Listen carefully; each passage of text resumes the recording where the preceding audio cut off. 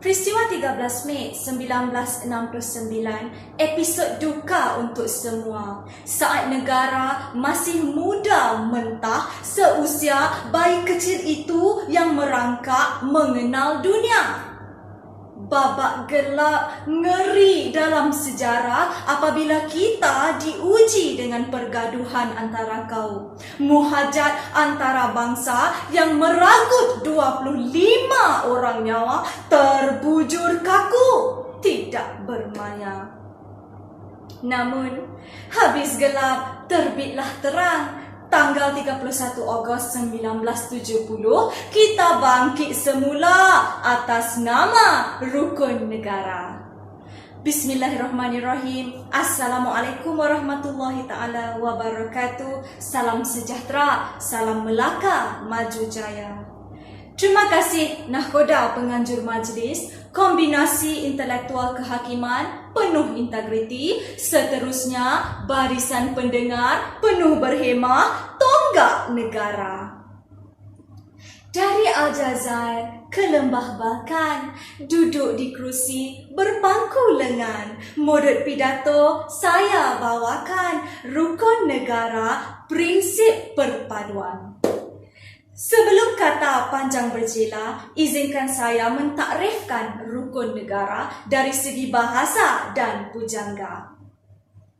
Para pendengar sekalian, Kamus Dewan edisi keempat mendefinisikan rukun sebagai tiang, dasar dan juga sendi, manakala negara pula diwartakan sebagai masyarakat daripada kawasan tertentu di bawah naungan kerajaan tertentu. Komprehensifnya, rukun negara merupakan sebuah ideologi kebangsaan yang berpaksikan pada perpaduan, seperti kata aur dengan tebing, isi dengan kuku, dakwat dengan kertas, kita semua berpisah tiada.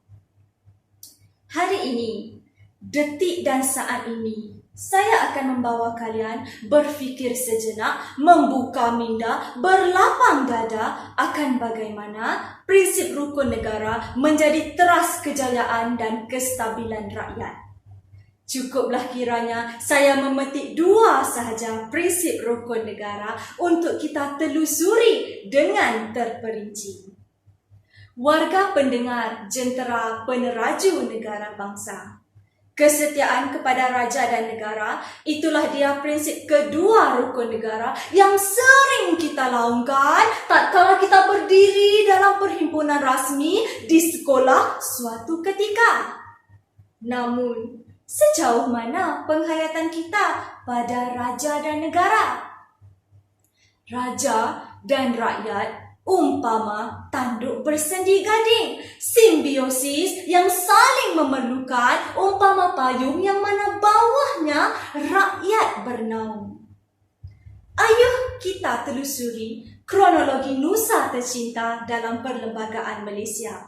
Perkara 55 membicarakan tentang raja sebagai ketua negara. Ada sahaja kiranya terjadi peperangan, maka raja itulah yang akan mengetuai angkatan tentera mempertahankan negara dari serangan musuh durjana. Tatkala Malaysia hari ini dilanda todak COVID-19, raja kita itulah yang menjadi penaung utama. Tatkala dunia bergolak, parlimen kita berkocak, raja kita bertitah, ini rakyat betak. Bagai menarik rambut dalam tepung, rambut tak putus, tepung tak berselerak. Begitulah baginda raja kita membawa semua rakyat jelata di bawah panji naungannya. Tidak cukupkah ini membuktikan bahawa institusi kesultanan kita ini adalah yang terbaik di dunia? Bertuahlah kita hingga hari ini kita masih berpijak di bumi yang adil dan saksama.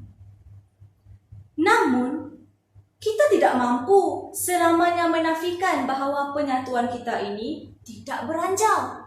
Bumi bertuah ini pernah merasa sakit, perih di usaha institusi kesultanan itu yang tak henti-henti menyatukan warna kulit yang berbeza, agama yang berbeza, fahaman yang tidak sama. Umpama menghela tali jala, rasa tegang dikendurkan, rasa kendur ditegangkan. Nah, apabila kita semua bekerjasama, maka segala ancaman cakrabuana dapat kita hadapi. Teringat saya pada kata-kata mantan Perdana Menteri Tun Dr. Mahathir Mohamad. Manusia yang lemah sekalipun apabila mereka bersatu padu akan dapat menggoncang dunia. Demikianlah kesannya perpaduan itu. Para cendekiawan sekalian, prinsip ketiga rukun negara, keluhuran perlembagaan, yang mana perlembagaan Malaysia adalah kuasa mutlak tertinggi negara.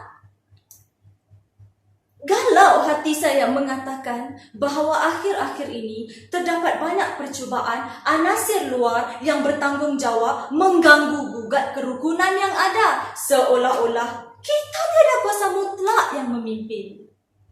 Cuba sejenak kita renungkan pada sejarah Islam, bagaimana konsep ummah itu diterapkan menerusi Piagam Madinah.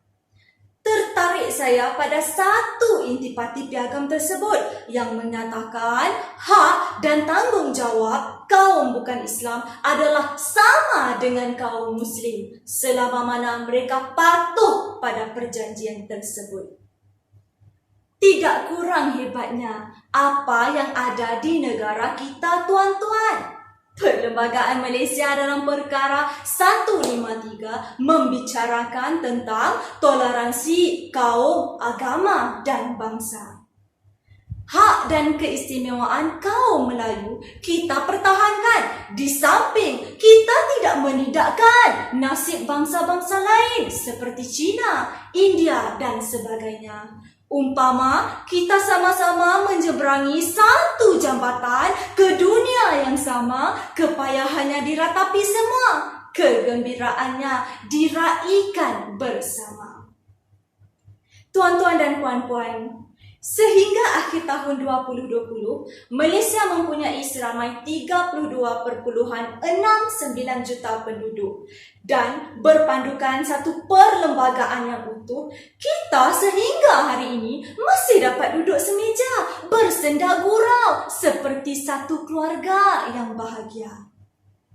Apakah negara-negara di luar sana bertuah seperti kita? Bagaimana pula dengan Israel dan Palestin di sana? Berabad sudah bertelagah tak henti-henti. Nah, itulah beza antara mereka dan kita, tuan-tuan. Sanubari dan jiwa ini sudah sebati lumat bersama kuasa mutlak yang ada. Namun, akhir-akhir ini, saya dapati makin ramai anak muda kita di luar sana yang minda mereka mula dimamah kebobrokan dunia. Jangan kita datang dari golongan itu yang hanya bermuka-muka mengadu domba ke sini sana, mengganggu kerukunan yang ada. Janganlah kita merobohkan benteng kalau kita tidak tahu kenapa ia dibina. Terminasinya, rukun negara bukanlah sekadar kita pelajari, tetapi harus kita teladani dan kita telusuri. Saya, Cikgu Syahira dari sebuah sekolah nun jauh di sana di Sri Medan, hari ini hadir menyambut baik seruan ini untuk sama-sama kita menyahut rukun negara demi sebuah negara yang kucintai. Sebelum kering tekak saya bermadah pujangga, izinkan saya meninggalkan pidato saya dengan serangkap kata orang dulu-dulu. Menjualukan anak Cik Mahat, bawa bersama buah berangan.